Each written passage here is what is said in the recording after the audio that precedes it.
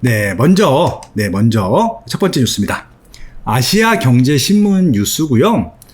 서울보다 가파른 수용세, 핀셋 풍선과 함께 올랐다라는 기사인데요. 어떤 부분이 되냐면 수용세가 뭐죠? 한번 좀 도표를 보시면 아실 것 같습니다. 아마 눈치가 빠르신 분들은 아실 거겠죠. 수는 이제 용인 수지구고요. 영은 수원 영통구고요. 세는 세종시입니다. 최근에 이제 KB 부동산 시세 8월 10일자 기준으로 시세가 가장 많이 오른 그런 이제 8월달 기준으로 아마 그런 지역들일 텐데요. 세종시 같은 경우는 이제 23%가 올랐고요. 수원 영통구 같은 경우는 15%, 이제 수지구 같은 경우는 12%가 올랐을 텐데 그 지역에 있는 거의 모든 아파트가 오른 것이 아니라 아마 랜드마크 위주로 올랐겠죠. 새 아파트 위주로. 그래서 아마 수원 영통구 같은 경우는 광교 신도시 위주로 올랐을 것 같고요. 수지구 같은 경우는 신분당선 위주로 올랐을 겁니다. 세종시는요.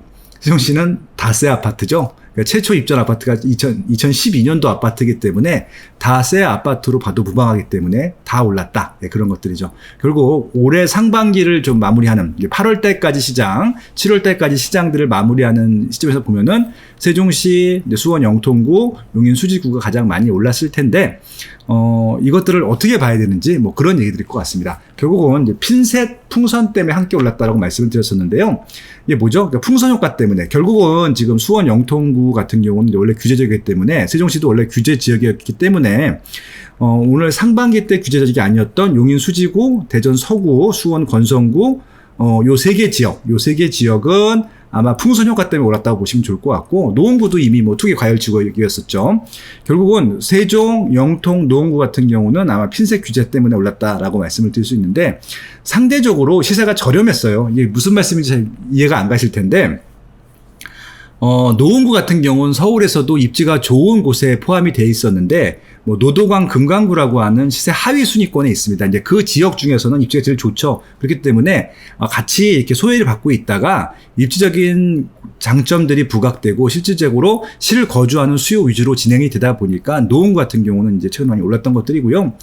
수원 영통구도 이 수원에 있기 때문에 시세가 저렴했었는데 광교 신도시가 뭐 신분당선이 연결되고 기타 주변에 있는 뭐 일자리라든지 교통망 호재 때문에 오르다 보니까 부각이 됐고 아마 이 영통구부터 시작해서 수원의 전체적인 지역들이 조금 상승 분위기로 이끌어가는 그런 역할들을 했다라고 말씀드릴 수 있는 것들이고요. 세종시들도 원래 좋고 비싸고 좋았었는데 세종시가 올해 많이 오른 이유는요.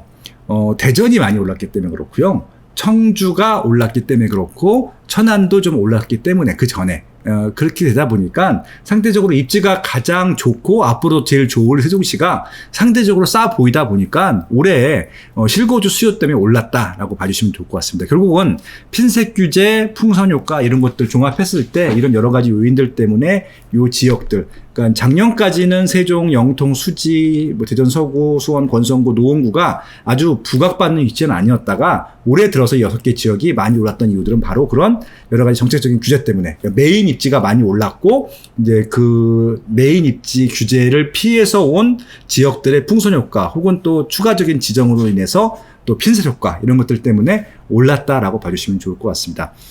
이런 것들을 보면서요. 부동산 시세 특히 아파트 시세라고 하는 것들이 유기적이구나. 이게 좀 생물 같구나. 뭐 그런 생각이 들기도 합니다. 이쪽을 누르게 되면 이쪽이 튀어오기도 하고요. 또 이쪽을 누르게 되면은 뭔가 있나 보다 싶어서 또 몰리기도 하고요. 그러니까 이게 좀 어떻게 보면은 포커싱 효과도 있고 밀려나는 효과도 있고 그렇습니다. 이럴 때일수록 굉장히 헷갈리고 불안해하시는 분이 많으실 텐데요. 중요한 건 딱 하나만 보시면 됩니다. 실거주 수요층들이 어디를 제일 주목하고 있는지 그런 것들을 보시면 좋을 것 같아요. 그래서 결국은 최근에 올랐던 이 지역들이 각 지역 내에서는 실거주 수요가 많은 지역이구나 그 정도로 이해하신다고 하면은 지금 무주택자 분들이나 1주택자 분들이 의사결정하실 때 도움을 받지 않을까 그렇게 좀 제안을 드려보고 싶었습니다. 첫 번째 뉴스는 그렇게 좀 마무리하도록 하고요. 두 번째 뉴스입니다. 한국경제신문에 나왔던 뉴스고요. 최고가 임대 나인원 한남 분양 전환 내년 3월로 앞당긴다. 이게 뭐죠? 원래 이게 허그의 분양가 규제를 피하기 위해서 임대 후 분양으로 바꿨잖아요. 그러니까 5년 동안 임대를 했다가 5년 후에 그 당시 시세로 분양을 하겠다라고 했던 것들이 나인원 한남의 이게 정책이었었는데 지금 뭐가 문제가 생겼죠? 예, 다주택자들, 법인 수요자들에 대해서 혜택을 안 줍니다. 어떤 혜택을? 종부세 혜택을 안 줍니다. 원래 임대 사업을 하게 되면은 법인이든 개인이든 종부세가 면제였었는데, 예, 이제 법인들도 종부세 면제가 없기 때문에 굉장히 큰 손실을 보게 생긴 것이죠. 그렇기 때문에 이것들을 갖고 있느니 차라리 분양을 해서 주인을 바꾸겠다라고 하는 겁니다. 원래 5년 후에 이제 분양을 하는 것들이면은 5년 동안은 이 나인홀 한남을 분양했던 업체들, 시행사가 주인이어서 만약에 이제 이 제도 그대로 하게 되면 내년부터는 종부세를 내야 되는 것들이잖아요. 그렇기 때문에 좀 땡겨서, 예, 좀 종부세 부담이 되기 전에 미리 분양을 하겠다라고 하는 것들이죠. 그래서 결국은 이제 2년 땡겨서 한다라고 하는 겁니다. 이게 좀 궁금한 게, 이제 분양가 얼마큼 될까가 이제 되게 궁금하기도 합니다. 이것 때문에 또 이제 아마 기존에 임대 살고 계신 분들하고 시행사랑 또 싸울 거예요. 지난번에 길 건너편에 있는 나인홀 한남도 그랬거든요. 나인홀 한남이 기억나는 게, 시행사에서는 이제 8천만 원에 분양하자라고 했고요. 이제 분양받는 층에서는 뭐 3천만 원, 4천만 원 얘기를 했습니다. 그래서 아마 중간 정도 가격에 제가 이제 분양을 받은 것으로 알고 있는데, 아무튼 이 나인홀 한남, 시행자인 이제 DS 한남 같은 경우는 일단 임차인들한테 양도 안내문을 발송하고 양도 자격에 착수한다라고 밝혔다고 합니다. 뭐 임차인 입장에서도 어차피 월세를 내고 있었기 때문에 지금 뭐 분양을 받는다 하더라도 그렇게 문제가 될 것 같지는 않습니다. 그래서 이제 아무튼 얼마가 될지 이제 굉장히 궁금한데, 일단은 요것들은 6천만 원대 분양할 것으로 예상을 했었잖아요. 그래서 아무래도 이것들이 분양을 하게 되면은 좀 대한민국에서 분양한 아파트 중에서는 최고가 분양가를 경신하게 되지 않을까? 예, 그렇게 되는 겁니다. 지금 그래서 과거에는 이제 임대 후 분양 방법들, 특히 이렇게 좀 분양가를 많이 받을 수 있는데 정부의 규제, 허구의 규제 때문에 분양가를 많이 받지 못했던 그런 사업장들이 있어요. 아마 이제 유엔사 부지, 용의 유엔사 부지도 아마 그런 식으로 분양하려고 했을 텐데, 거기도 좀 전략적인 좀 방법들, 좀 변환이 필요할 것 같다라고 하는 것들이죠. 그래서 참 여러 가지 좀 문제들이 생겼습니다. 마시용의 세상 탑사기, 좋아요, 구독, 만세! 소위 말해서 조금 이렇게 분양가를 올리기 위한 전략이었었는데, 그런 전략들도 조금 피해갈 수밖에 없었던 것들이죠. 저는 아직도 그래요. 그러니까 이제 분양가를 자율적으로 하는 게 맞을 것 같다는 생각이 들어요. 그러니까 이건 굳이 이것들을 싸게 한다고 해서 주변의 아파트 시세에 영향 주는 것이 아니거든요. 이거는 일반 아파트가 아니라 말 그대로 고가 아파트입니다. 그러니까 이 관리비 자체가 좀 차원이 다르거든요. 이건 아마 일반 시민들한테 줘도 못 살 거예요. 관리비가 이런 데들은 뭐 100만 원 전후 나올 텐데, 관리비만 100만 원 내고 전후 내면서 누가 살겠습니까? 그렇지 않아요? 네. 그냥 비싸게 분양시켜서 어차피 이 수요층들은 비싸도 분양을 받을 거기 때문에 그러니까 뭐 취득세든 보유세든 양도세든 비싸게 받고 관리비도 많이 받고, 그리고 이제 여기 필요한 인원들이 있을 테니까 그렇게 고용효과든 세금효과든 누리는 것들이 좋을 텐데, 이게 좀 모르겠습니다. 그러니까 이렇게 부유층들이 생기는 것들에 대한 좀 불만들이 사회적으로 좀 있나요? 그러니까 제가 좀, 어차피 정치하시는 분들은 사회적인 여론을 좀 많이 따르잖아요. 나인홀 한남이 비싸게 분양한다고 해서 일반인들이 소외감을 느낄까요? 좀 다른 문제라고 생각을 하는데, 아무튼 여러분들이라도요, 이런 것들 때문에 괜히 딴지를 걸거나, 조금 어떻게 보면 지금 이게들이 그냥 자기가 못 들어간다고 못 먹는 감 찔러보거나 끌어내리거나 이런 식의 마음은 좀 안 가졌으면 합니다. 그래서 제가 이제 이런 얘기들을 주변 분들과 나누라는 얘기가, 결국은 그렇게 함으로써 누군가 이득이 생겨야 되잖아요. 그러니까 심적인 이득 빼고는 다 손해거든요. 그러니까 정부도 손해, 시행사도 손해, 이 분양 받는 사람들도 손해, 그다음에 또 사회적으로 또 이런 좀 세금들을 걷어서 복지 혜택을 받을 일반인들한테도 손해이기 때문에 그냥 그렇게 못 먹는 감 찔러는 본다는 식으로 남 괴롭히는 그런 걸로 통해서 쾌감을 느끼는 그런 문화들은 좀 없어졌으면 하는 것도 개인적인 바람입니다. 개인적으로 조금 그래야지 조금 선진국이 될 것 같다는 생각이 들거든요. 미국 같은 경우는 이 집값이 비싸다고 일반 서민층들이 그걸 시기하거나 질투하거나 그러지는 않잖아요. 오히려 좀 돈을 많이 써라, 세금을 많이 내라, 이런 얘기를 할 수는 있을지 모르겠지만 비싸게 분양하는 것들을 막는 것은 아닌 것 같다라는 말씀을 드리고 싶네요. 아무튼 그렇습니다. 네. 세 번째 기사입니다. 매일경제신문 기사이고요. 서울 집주인 세입자 분쟁이 3배로 폭증했다 라고 하는 것들인데요. 임대차법 시행 이후에 한 달에 5천 건이 이렇게 좀 조정을 해달라 요청을 했다는 겁니다. 그 전까지는 이제 그 한 1,500건 정도 됐었는데 2020년 돼서 임대차 3법 통과한 다음부터 5천 건 늘었다. 거의 3배, 4배가 늘었네요. 네.